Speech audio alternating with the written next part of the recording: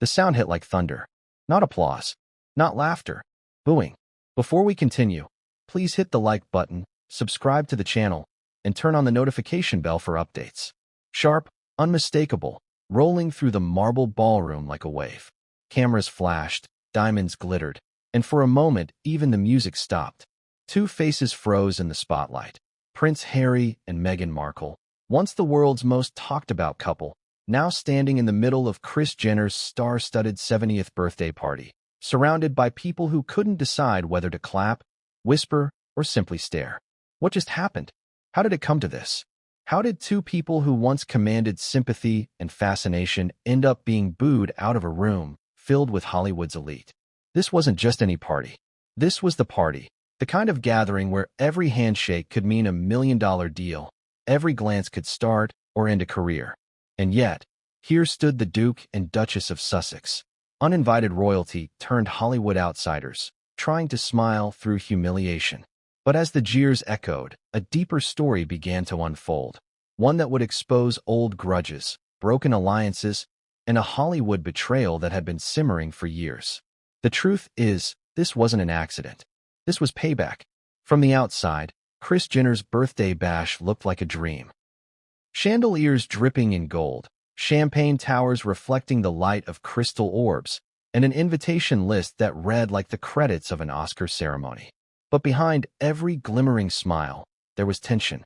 Because when Meghan and Harry walked in, they weren't just another famous couple. They were a walking controversy, a reminder of every headline Hollywood was tired of reading. The irony? They believed this was their chance to make a comeback. Earlier that week, Meghan's PR team had whispered about a strategic re-entry, a social appearance to remind Hollywood she was still one of them, a power move to prove that after Netflix, after Spotify, after every scandal, Meghan Markle was still relevant. And what better stage than Kris Jenner's 70th? The ultimate symbol of fame, family, and reinvention. The woman who turned reality television into a global empire. The queen of Hollywood's power web. But what Meghan didn't know was that this glittering event wasn't just another birthday. It was a loyalty test, and most of the room had already chosen a side. From the moment they arrived, something was off. Their names weren't on the main seating chart. The smiles they received were tight. Conversations paused as they passed. Meghan's instinct told her something was wrong, but her ego told her to push through. After all, she'd faced worse. The British tabloids. The palace. The cold stares of courtiers who once called her too ambitious. But this wasn't Buckingham Palace. This was Hollywood, a world that forgives scandals but never forgives desperation. And as the lights dimmed and the crowd turned toward the stage, the moment that would define the night, and possibly their careers, began to take shape. It started innocently enough. Kris Jenner, dazzling in a gold gown, gave a gracious welcome. The crowd cheered, cameras rolled, and Meghan relaxed. Maybe it was going to be fine after all. Harry stood beside her, hand at the small of her back, trying to look calm, though his eyes darted across the room like a soldier scanning enemy lines. But then, amid the applause, came a sound. One voice. Loud. Sharp. Dripping with disdain. "Why are they here?" Gasps followed. Heads turned. A few awkward laughs tried to smooth over the tension, but the damage was done. The crowd shifted, murmurs spread, and the atmosphere turned electric. Harry's jaw tightened. Meghan's practiced smile flickered. The spotlight that was supposed to crown them now felt like interrogation lamps. In that split second, they both realized the same thing. This wasn't a misunderstanding. It was an ambush. But who started it? And why? The whispers began. Some said it was an actor Meghan once worked with, someone who'd felt used and discarded after she became royal. Others pointed to a pop icon who'd been quietly waiting to settle a personal grudge. One thing was clear, this heckle wasn't random. It was calculated, cruel, and devastatingly public. And as the night went on, the test turned into a spectacle. Some guests avoided eye contact. Others whispered behind champagne flutes. Every laugh seemed to echo louder, every whisper sharper. Meghan adjusted her diamond earrings and tried to play along. Harry stood rigid, polite, rehearsed. But even the best royal training couldn't prepare them for what was about to unfold, because somewhere in that room, an A-lister with a long memory and a sharper tongue was about to make their move. The scene was cinematic, flashing lights, the faint hum of music, the clinking of glasses. Kris took the stage for a toast. The crowd rose, applauding. Meghan joined in enthusiastically, trying to blend in. But the applause turned strange, staggered, inconsistent, until one guest's voice rose above the rest, loud and cutting. Guess even royals crash parties now. The laughter that followed wasn't kind. It was mocking. And this time, there was no mistaking the voice. Meghan's smile froze. She knew it instantly. A familiar tone. A woman she once dined with, called a friend, and later ignored. Their eyes met across the room, and in that single second, the past came roaring back. How many bridges had Meghan burned trying to climb Hollywood's invisible ladder? How many people had she dismissed once she were the titled Duchess? The answer was now staring her in the face. Harry whispered something under his breath, something sharp, something tired, and Meghan's jaw clenched. Cameras caught every flicker, every twitch. To the casual observer, it looked like another red carpet mishap. But to those in the room, it was a takedown in real time. And then, as if to seal the moment, another voice chimed in. Didn't they say they wanted privacy? Laughter erupted. Nervous, high-pitched, contagious. Harry shifted uncomfortably, his face red under the flashing lights. Meghan straightened her posture, lifted her chin, and smiled wider. The smile of someone who refuses to break, even as the ground crumbles beneath them. But inside, she was raging. Because humiliation wasn't part of the plan. Her plan was to reclaim her narrative, to show she belonged among the elites, to remind everyone she was more than the spare's wife or the runaway duchess. She wanted redemption, but now, she was a headline waiting to explode again. And yet, in the middle of all that chaos, something else was happening, something subtle, but devastating. Kris Jenner wasn't stopping it. Normally, Kris controlled her events with precision. No drama unless it was scripted. No scandal unless it benefited her brand. But this time, she stood by the stage, smiling faintly, saying nothing. Watching. Calculating. Why? Because this wasn't just Meghan and Harry's downfall. It was Hollywood reminding them, and everyone else, who really holds the crown. As the night continued, Meghan tried to recover. She laughed louder, leaned into conversations, even posed for a few photos. Harry retreated, standing near the bar, trying to find familiar faces, but most turned away. A few offered polite nods, but the message was clear. The room had moved on. Behind the scenes, Meghan's PR manager was already on her phone, typing frantic messages. "We can spin this," she whispered. "We just need footage." But there was a problem. The footage was already out there. Guests had been filming. Phones were everywhere. And by morning, clips of the booing, the heckles, and Meghan's frozen smile would flood the internet. The world would see it all. But before the night ended, one final blow would land, the one that no one saw coming. Because after the laughter died down and the tension seemed to settle, Kris Jenner herself took the microphone. The queen of control. The woman who had built an empire from scandals. And what she said next, and what the cameras caught, would send shockwaves far beyond that glittering ballroom. Because it wasn't just about who booed them. It was about why. And as the spotlight turned once more toward Meghan and Harry, the crowd leaned in, sensing something bigger than a party. Something raw, something real, a public unmasking of everything they'd tried to hide. The night was far from over. The story was just beginning. And what came next would change everything, and no one saw it coming. Kris Jenner's 70th birthday wasn't just a party. It was an empire celebrating itself. But this wasn't the balcony at Buckingham Palace. This was Beverly Hills, and the rules were different. Here, charm didn't buy forgiveness. Image was everything, and reputation could be shredded in a heartbeat. As Meghan took Harry's arm and smiled for the cameras, she whispered something only he could hear. "Head up. Smile. They'll love us again." But they didn't. Inside, the ballroom was a world of gold and glass. Chandeliers hung like frozen fireworks, the tables a sea of white roses and flickering candles. The theme of the night was legacy and glamour. Irony doesn't usually dress in sequins, but tonight it did. Kris Jenner stood at the center of it all, radiant and composed. Her gown shimmered under the lights, her every move graceful, deliberate, controlled. Around her, a constellation of stars orbited, actors, musicians, moguls, and billionaires. They came not to celebrate age, but influence. Kris's brand was power itself, and she wielded it effortlessly. When her eyes met Meghan's across the room, something unreadable passed between them. A flicker of recognition and calculation. Kris was many things: mother, manager, icon. But naive? Never. She knew exactly what Meghan wanted from this night: visibility, validation, re-entry into the world's good graces. The problem was, the world had changed its mind about her. As Harry and Meghan approached the center of the room, conversation softened. Celebrities exchanged glances. A few smiled politely. Others simply turned away. The air grew heavy. It wasn't open hostility, it was worse. Indifference. That cold, cutting silence that tells you you're not one of them anymore. "Welcome," Kris finally said, her tone warm but measured. "So glad you could make it." Meghan's smile didn't falter, but her heartbeat quickened.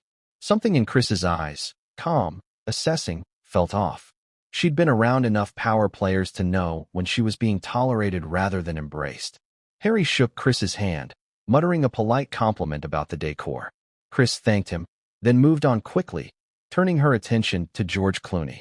It was subtle, but in that moment, Meghan realized they weren't part of the inner circle. They were the showpiece, the distraction, the sideshow. Still, she refused to show it. She scanned the room, familiar faces everywhere. Oprah, Leonardo DiCaprio, Beyoncé, Ellen DeGeneres. Some smiled faintly, others avoided eye contact.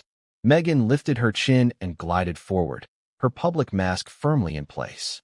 What she didn't see were the quiet smirks, the whispered exchanges, the PR agents already texting gossip columnists.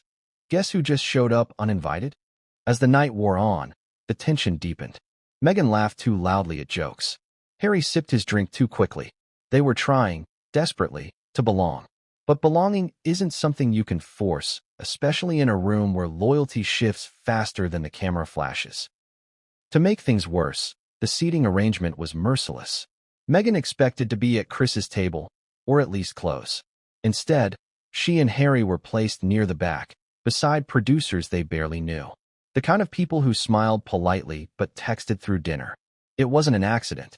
Every detail in a Kris Jenner event is curated to perfection.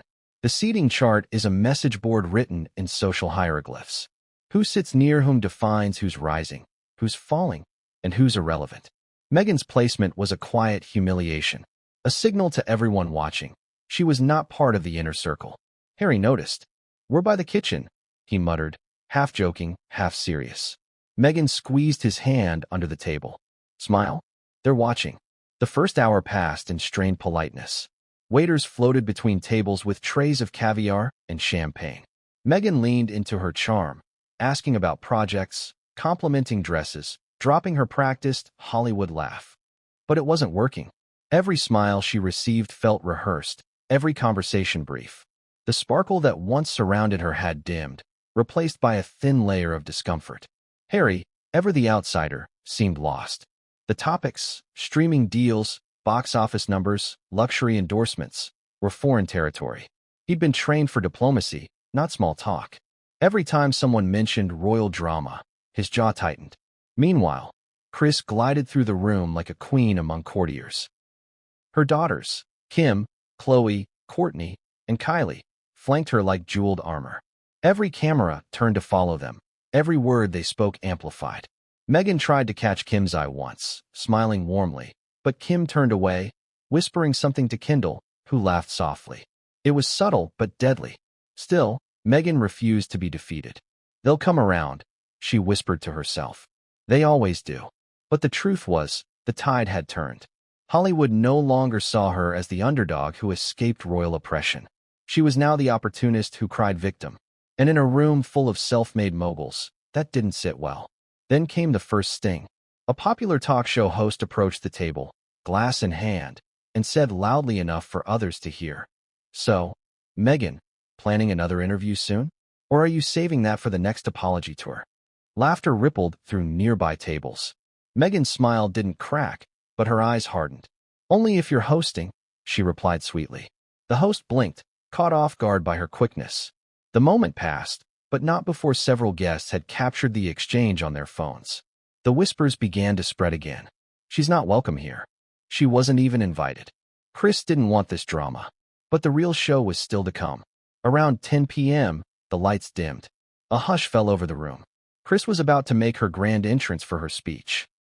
The spotlight swept across the crowd, glinting off sequins and diamonds, until it landed on her. Applause erupted. Cameras flashed. For a moment, Meghan joined in genuinely, admiring the spectacle. Kris was everything she aspired to be, powerful, adored, untouchable. But then something changed. A shadow moved near the back of the room. A voice, loud, deliberate, cut through the applause. Didn't they say they wanted privacy? The room froze. Then came nervous laughter, sharp, uncertain. Meghan's stomach dropped. Harry's eyes darted across the room, searching for the source. The voice had come from near the bar, where several well-known faces were gathered. Actors, producers, and one A-lister known for never holding back. Kris paused mid-speech. The crowd turned. Phones were raised. In that perfect storm of silence and camera lenses, Meghan felt the old fear rise in her chest, the one she thought she'd left behind in London. The feeling of being surrounded by judgment, of being stripped bare in public. Harry leaned toward her, whispering, "Let's just leave." But Meghan shook her head slightly. Not yet. She couldn't leave. Not before she'd turned the story around. Because if she left now, she'd be the victim again. And she'd sworn never to be that woman again. So she stayed, smiling, nodding, pretending nothing had happened, as if her dignity wasn't bleeding out under the chandeliers. But the whispering grew louder. More people noticed. The tension became unbearable. And then came the second blow. A voice, female, familiar, cutting, rang out. Guess royalty really can't take a hint. Laughter exploded. The kind that burns. Harry's face turned crimson. Meghan's breath hitched. Her eyes scanned the crowd, landing on the woman who'd spoken, and recognition flashed across her face. It was someone she knew, someone she once trusted. The ballroom buzzed like an electrical storm. Kris stood frozen, calculating every angle. Cameras rolled. The night had just turned from celebration to scandal. And as Meghan reached for Harry's arm, trying to steady herself, her mind raced. She knew the cameras would twist this moment, the tabloids would feast on it. But what she didn't know, what no one knew, was that this was only the beginning. Because the woman who shouted wasn't done. She had a story to tell. And before the night was over, she'd tell it. To everyone. But what came next would change everything, and no one saw it coming. The shout didn't just echo, it detonated. It ripped through the golden air of Kris Jenner's ballroom like a champagne glass shattering in slow motion. Heads turned. Forks froze midair. The DJ hesitated, finger hovering over the next track. The music faded out, leaving behind the sharp hum of stunned silence. Guess royalty really can't take a hint. The words hung there, floating above the glittering crowd like smoke. Some laughed nervously, others just stared. Meghan's breath caught in her throat. Harry's hand tightened around his glass until it almost cracked. In that instant, every camera turned toward them, every flash a reminder that there was no escape. For a moment, no one moved. Then came the murmur, that low, electric buzz of gossip starting to spread from one corner of the room to another. Who said it? Why? And why now? Because this wasn't some drunken heckle from an unknown guest. This was deliberate. This was someone sending a message in front of the most powerful room in Hollywood. Meghan's eyes darted across the room, trying to locate the voice. It had come from near the bar, a cluster of celebrities laughing too loudly, pretending to sip their drinks. Then she saw her. A woman in a crimson dress, confident posture, head slightly tilted. A face Meghan knew well. One she'd once embraced on red carpets, shared private dinners with, called a kindred spirit. The laughter died as people began to recognize her too. It was an A-lister. Not just famous, beloved, respected. Someone whose word could destroy reputations. And she had just publicly humiliated Meghan Markle. The cameras zoomed in, the whispers grew louder. Harry leaned toward Meghan. "Let's just go," he muttered again. But Meghan didn't move. Not yet. Not with the spotlight burning. Not with half the industry watching. Her pulse thudded in her ears. Leaving now would make her look weak, defeated. She had built an entire brand on resilience, on control. She couldn't let them see her crack. Instead, she smiled, that trademark, polished, Duchess smile that had fooled so many before. She straightened her shoulders, brushed her hair back, and turned toward the crowd. "Always good to see old friends," she said loudly. her tone syrupy but sharp. A few people chuckled. Others turned away, uncomfortable. It was damage control, Meghan style, quick, witty, self-assured. But it didn't land. Not this time. Because Hollywood had changed. The crowd wasn't charmed anymore. They were entertained, watching the spectacle unfold like an unscripted reality show. Kris Jenner's party had just become a battlefield. At the bar, the woman in red raised her glass with a smirk. "Oh, don't mind me," she said, voice dripping with sarcasm. Just reminding everyone who really wanted privacy. The jab hit harder than the first. People gasped. Even Kris's daughters turned, whispering to each other. Kendall covered her mouth, half shocked, half thrilled. Kim's eyes widened. She could sense viral gold when she saw it. Meghan's lips parted slightly. She blinked once. Twice. The composure cracked just enough for the cameras to catch it. A flicker of disbelief. Betrayal. Because this wasn't random cruelty. This was personal. Years ago, back before the palace, before the titles, before the tabloids, Meghan and this actress had been close. They'd met at a charity gala, bonded over shared ambitions, mutual respect, and long talks about fame, feminism, and finding one's place in a cutthroat industry. But when Meghan became a duchess, everything changed. Invitations stopped. Messages went unanswered. And when the actress tried to reach out during the early days of royal life, Meghan ghosted her completely. Now, in this ballroom of power and glitter, that ghost had come back to haunt her. Harry leaned closer. "Who is she?" he whispered. Meghan didn't answer. She couldn't. Her throat tightened. The noise around her blurred. She could feel the eyes, the cameras, the judgment, the weight of it all pressing down like a storm. Her PR training kicked in. She straightened again. "Smile," she muttered under her breath. "Always smile." Harry stared at her. "You can't be serious."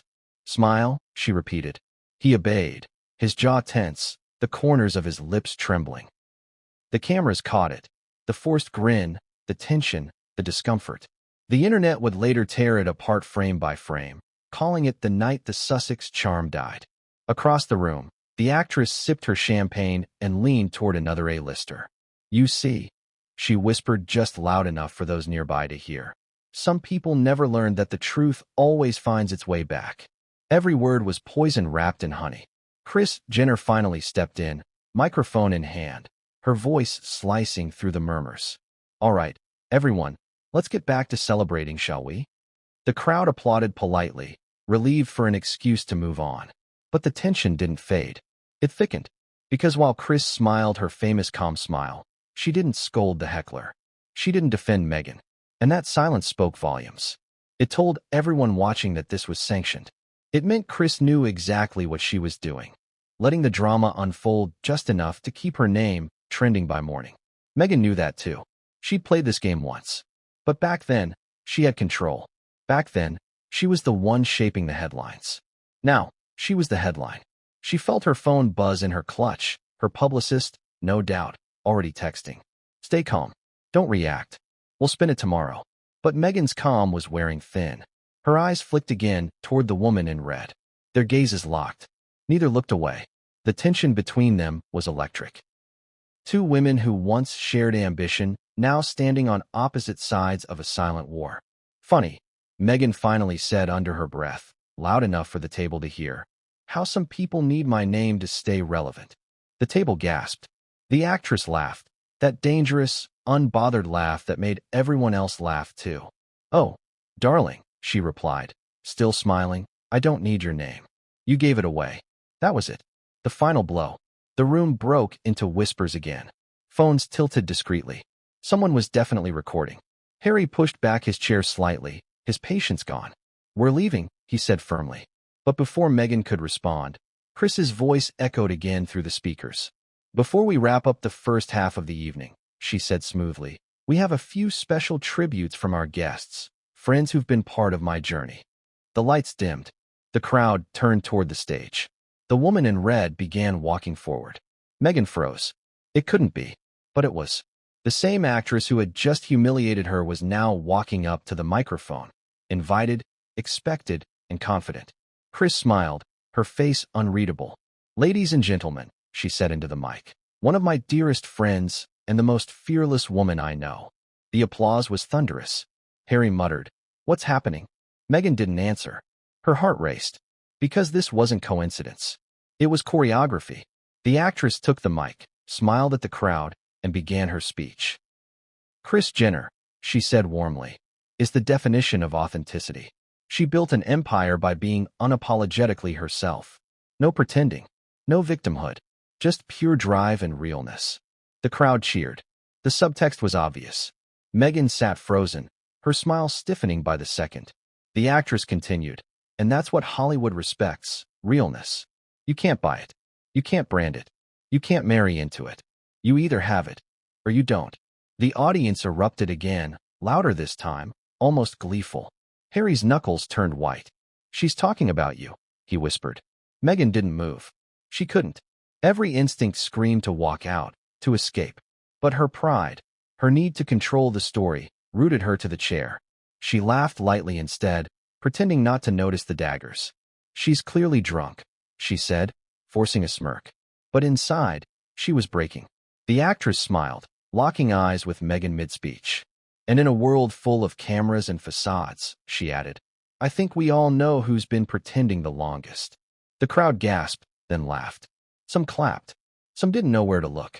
Kris stood beside the stage, smiling faintly, doing nothing. Harry's patience snapped. He stood abruptly, the chair scraping the marble. Every head turned. Cameras swung toward him like magnets. The actress lowered the mic, arching an eyebrow. Oh, did I touch a nerve? Harry's voice was low, firm. Show some respect. The room fell silent. The actress smirked. Respect is earned, Your Highness. A few guests laughed nervously again. Others looked down. The tension was unbearable. Meghan reached for Harry's arm, whispering urgently, sit down. He didn't. His face was red, his jaw clenched, his eyes blazing. We don't have to listen to this circus, he said under his breath. The actress took a sip of her champagne and smiled sweetly. Oh, but I thought you loved circuses. After all, isn't that what your life's become? The laughter this time wasn't polite. It was cruel. Kris stepped forward again, microphone in hand. All right, she said with feigned lightness. Let's save the royal drama for Netflix, shall we? The crowd roared with laughter. Harry's face fell. Meghan's breath hitched. That was the moment she realized. She wasn't just being heckled. She was being exiled. Publicly. Strategically. And Kris was letting it happen. Because in Hollywood, silence isn't neutrality. It's approval. The DJ restarted the music. The lights brightened. The moment was over, on the surface. But the damage was done.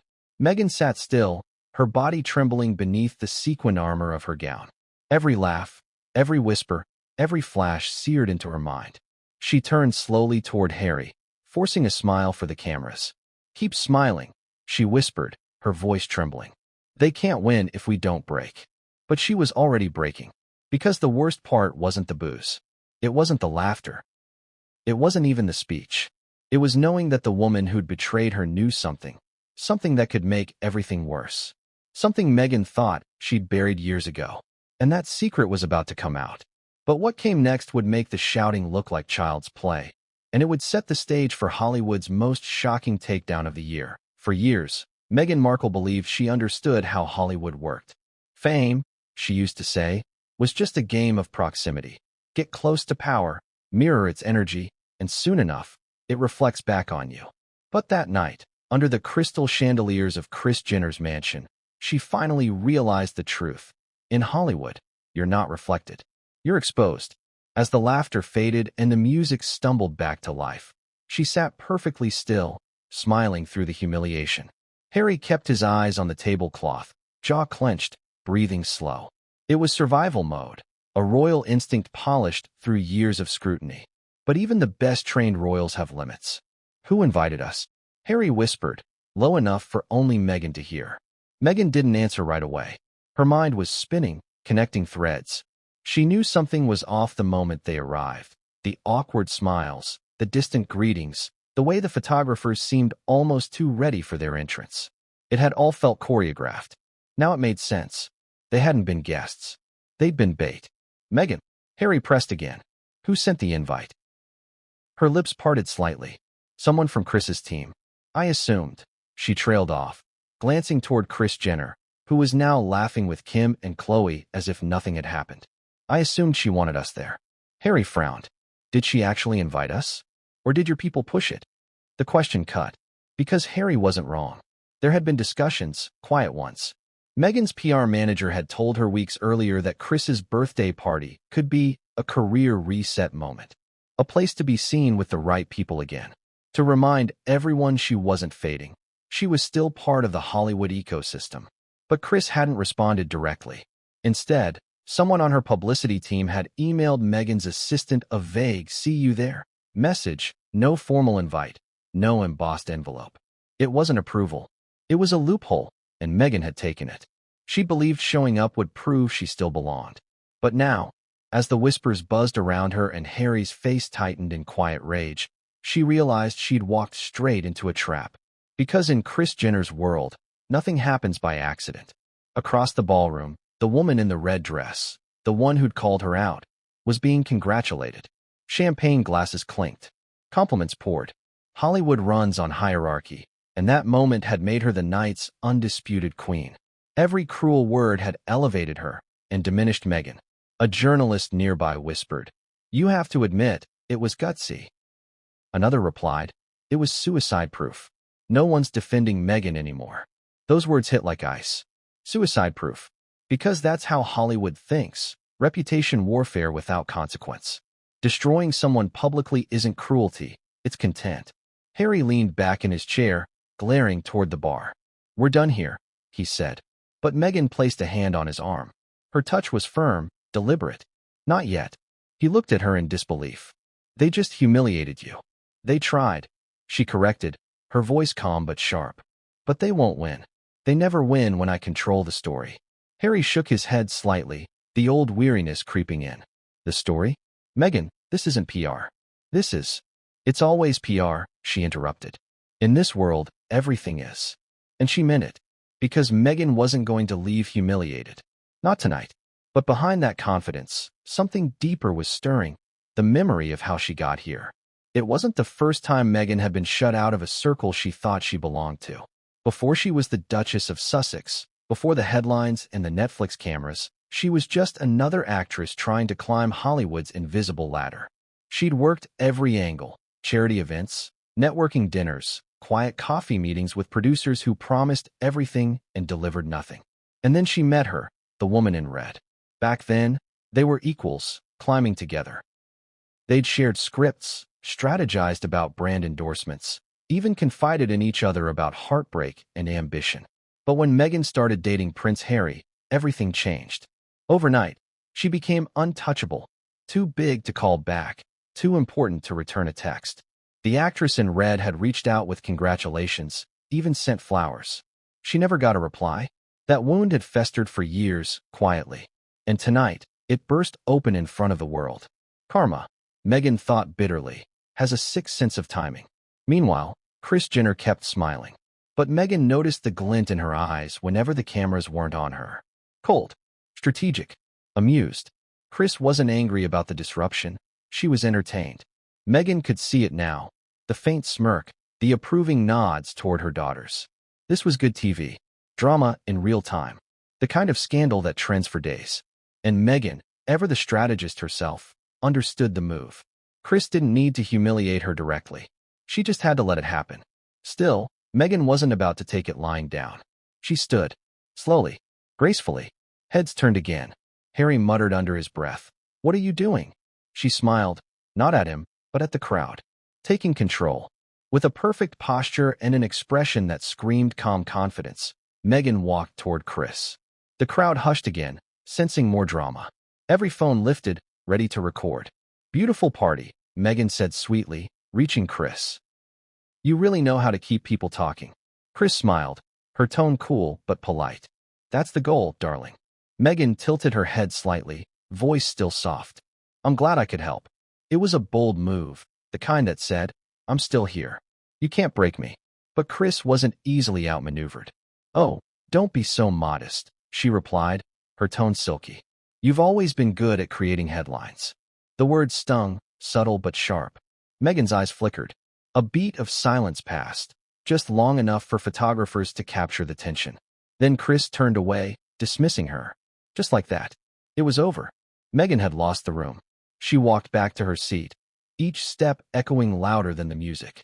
Harry's expression said it all. This was a disaster. A carefully laid trap, and she'd fallen right into it. And somewhere deep down, Meghan knew who'd said it. Not just Kris. Not the actress in red. Someone closer. Someone who had leaked their attendance. Because as the night continued, the leaks began. Before dessert was served, TMZ had already posted. Royal showdown at Kris Jenner's party. Meghan Markle publicly heckled. With photos, videos, quotes. That fast. That surgical. This wasn't spontaneity. This was precision. Meghan's phone buzzed again. A message from her PR manager. Who told them you'd be there? She froze. She didn't know, but she could guess. Earlier that week, she'd confided in an acquaintance. Someone from her inner circle, a socialite who had promised to quietly float the news to a few friendly journalists. It'll create excitement, she'd said. Make it seem like Kris personally requested you. Now Meghan realized the horrifying truth. That same friend had sold her out. This wasn't a coincidence. This was betrayal. And in Hollywood, betrayal always comes with a price tag. Harry noticed her expression darken. What's wrong? She didn't answer right away. Instead, she whispered, we were set up. By who? She looked across the ballroom again.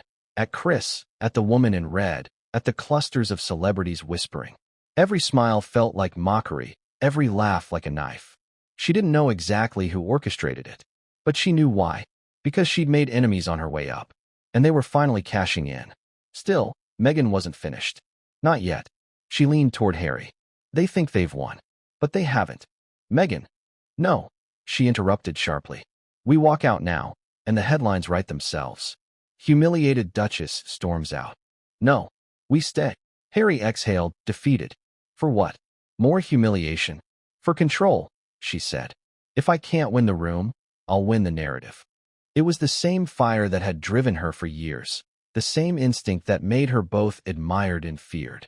The determination to always come out looking like the victim or the victor, never the fool.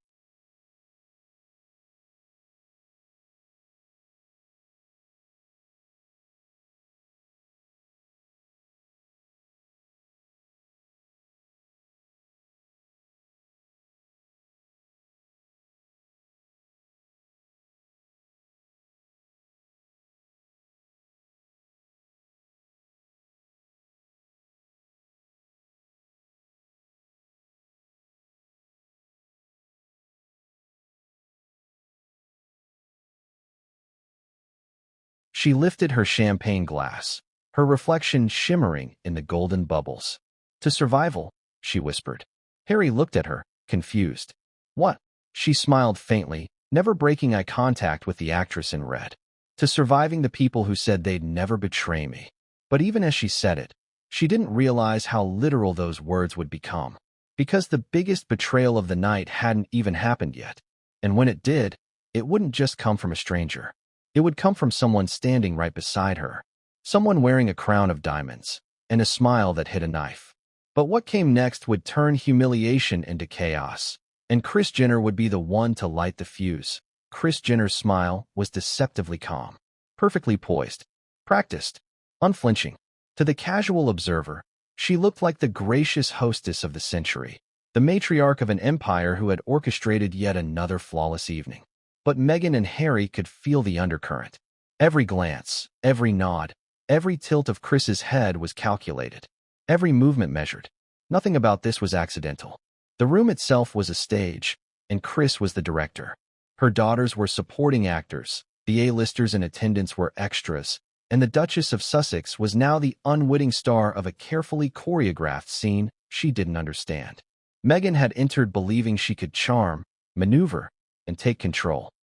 But she hadn't considered the subtle weapons Kris wielded, invisible, quiet, and devastating. Subtle revenge, Kris style, was never loud. It didn't need to be. It could unfold like a shadow creeping across the ballroom, unnoticed until the damage was done. It began with placement. The seating chart was strategic. Meghan and Harry were not at the center of the room, where the press and the most influential guests gathered. They were placed near the periphery, beside people they barely knew, at a table surrounded by polite nods but cool smiles. The kind of smiles that said, We see you. We hear you. But you don't belong here. Every chair at Kris's party sent a message.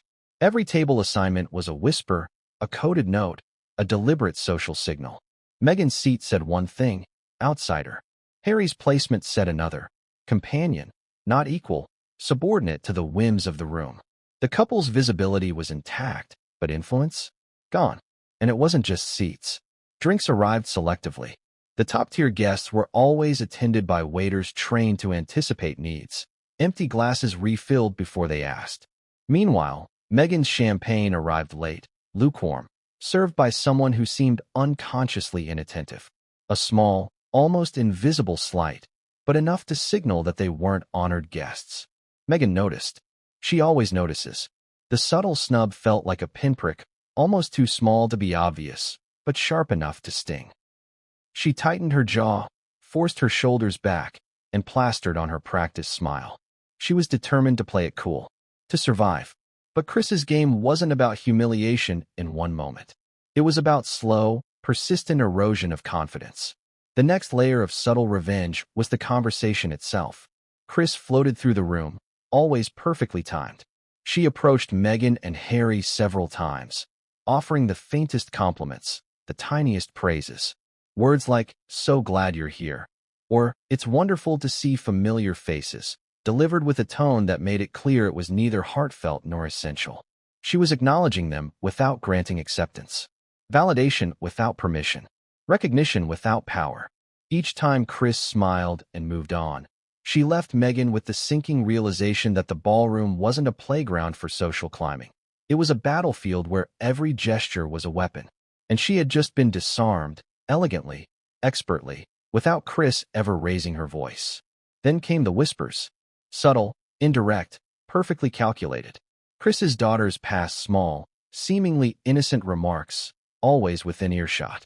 Comments about old news or the latest headlines that weren't meant for Harry or Meghan but landed squarely in their consciousness.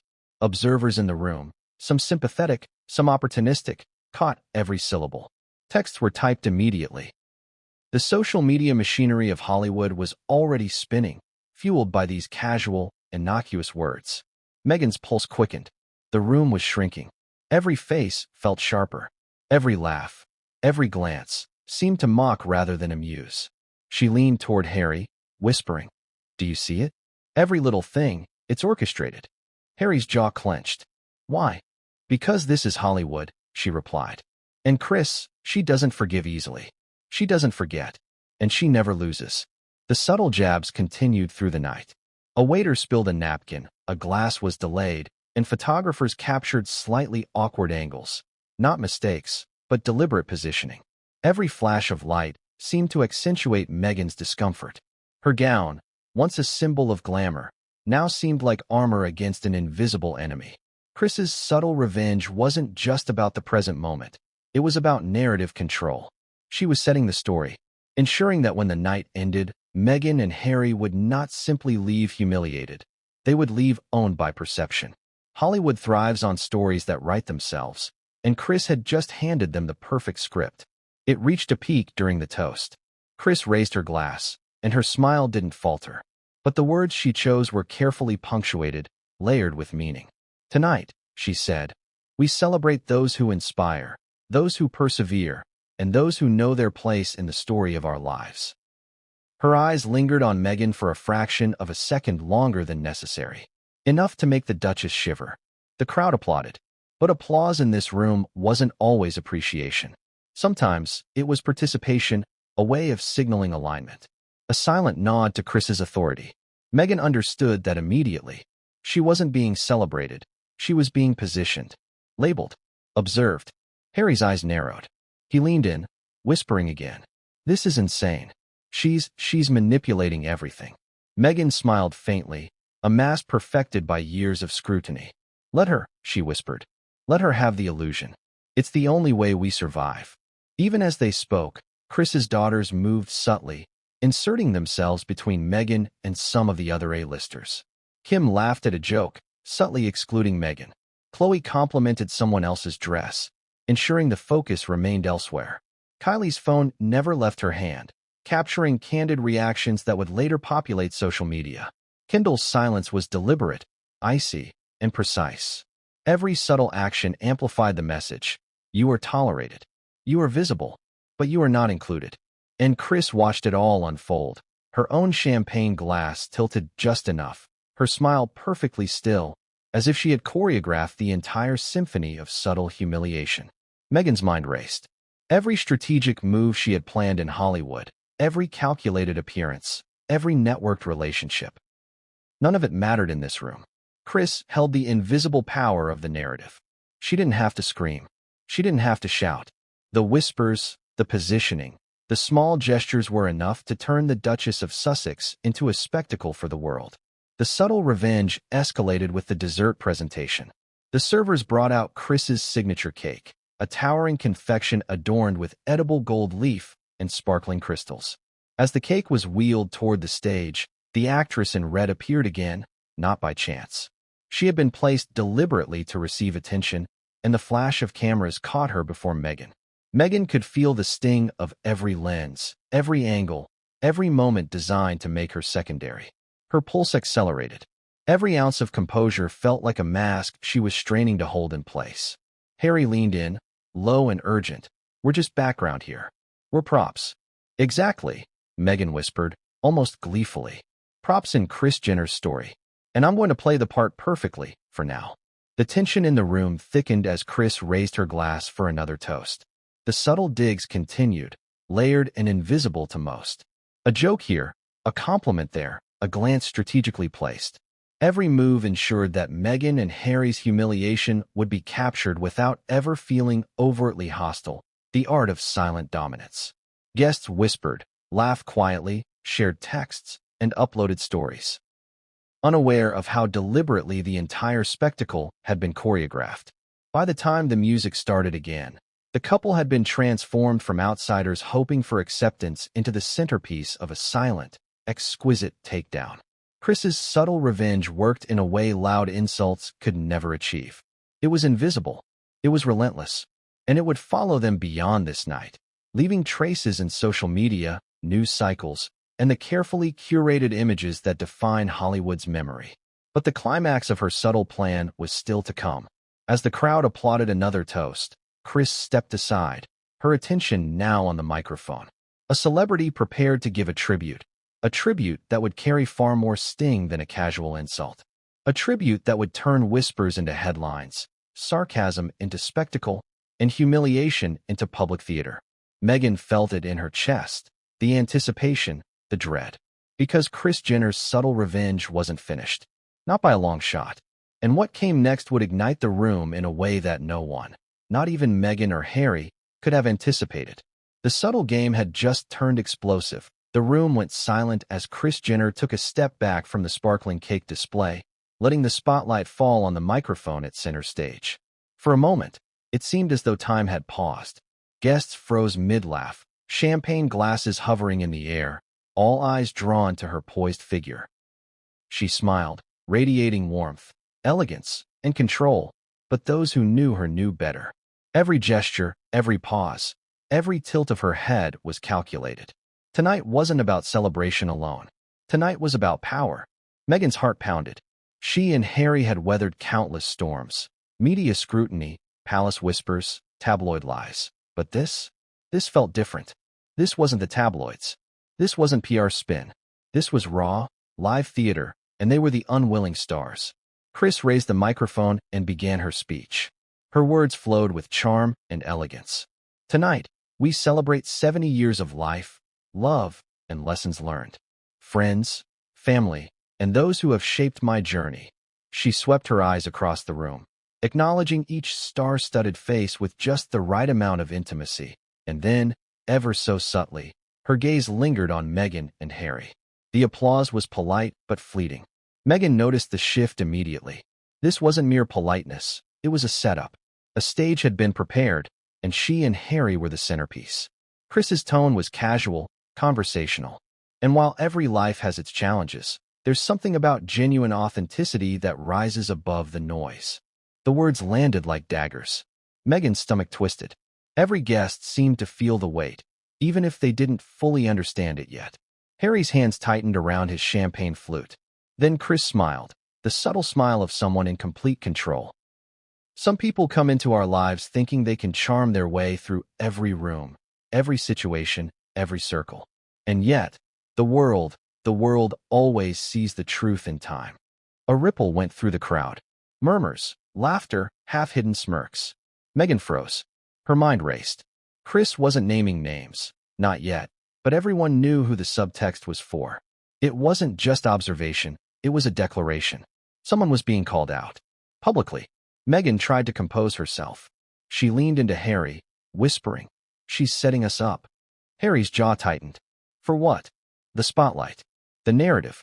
It's all a performance, and we're the props. The next sentence was what made her freeze completely. Kris's words cut like ice, perfectly balanced between warmth and venom. We all know people who arrive at the perfect moment, dressed to impress, ready to take a seat at the table. But they forget one thing.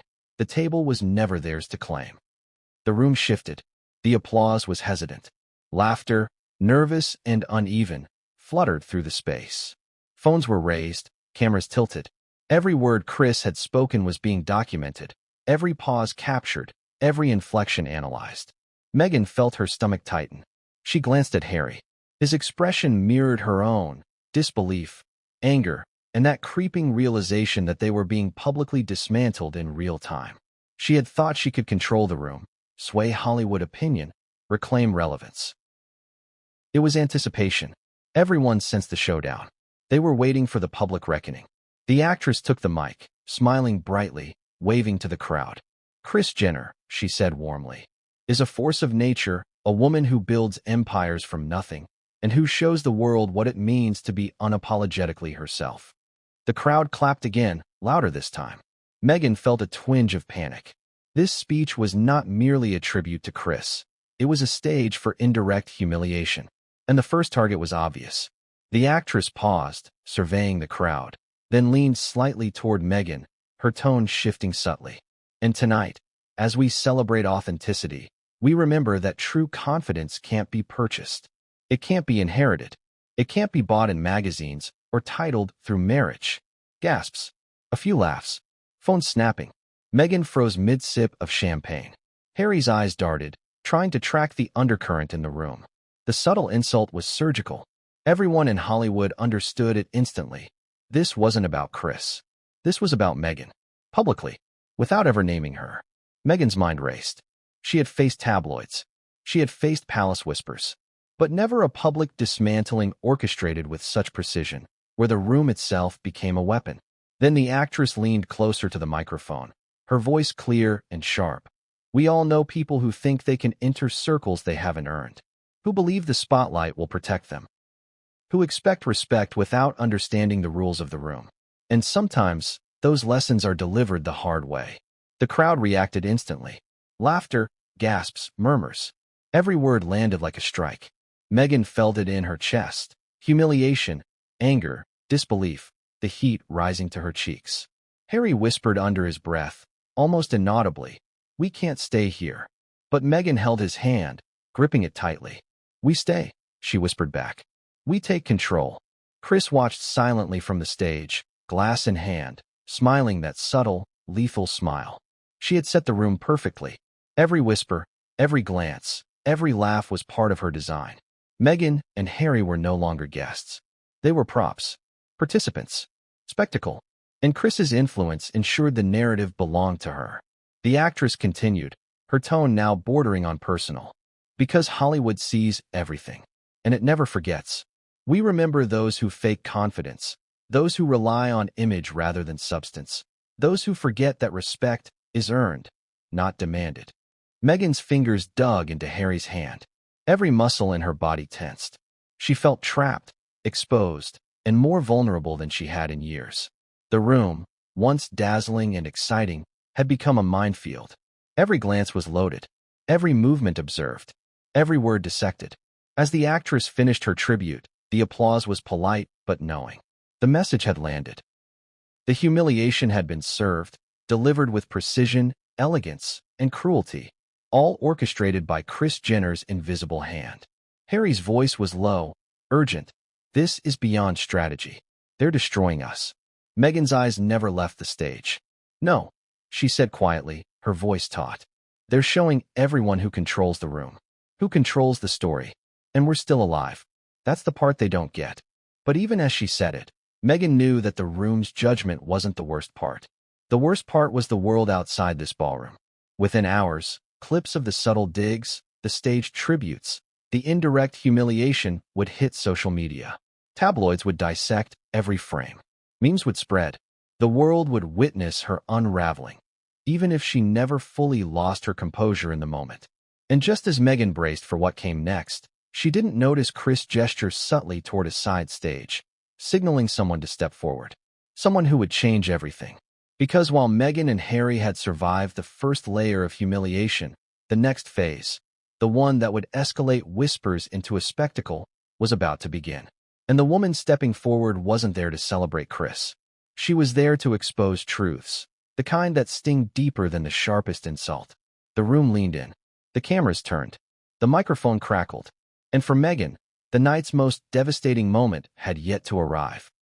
But what came next would ignite the room, break composure, and ensure that Hollywood would never see Meghan and Harry the same way again.